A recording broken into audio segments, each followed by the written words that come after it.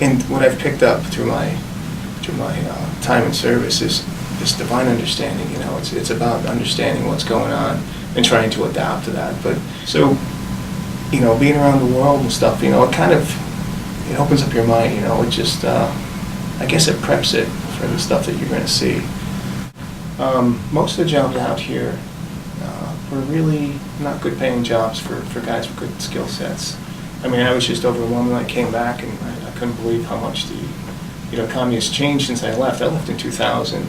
I left from Albany Med doing security there, going straight into the service. So back then, you just submitted an application, and that was it. So this resume thing was a whole new, world to me. And trying to get it right, you can't just make one. You have to tailor it each time you apply. So I applied across the country. I didn't care where I had to live. I just needed to seek employment. So from Minnesota to Texas, and not one person, called back. It wasn't until a year later I started getting the phone calls. And I was just shocked again that it takes a year for this to go through. And so I guess most people, most troops, when they get out, they already have a home established, where they were living prior to getting out. They have a wife and kids, and they just stay in that area, Sometimes jobs are handed to them through the big bases because contracts and things like that.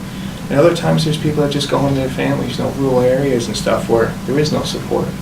My bank was Navy Federal Credit Union. The only one around here is in Saratoga at the NSA base. It was support activity. And so it's a small support activity, but it doesn't have the resources that could, deal with what I'm used to being on a bigger base. So you're right about that. There's a lack of support here does I guess, it is one of those factors that decides whether or not, somebody makes a good turn or a bad turn when they get out.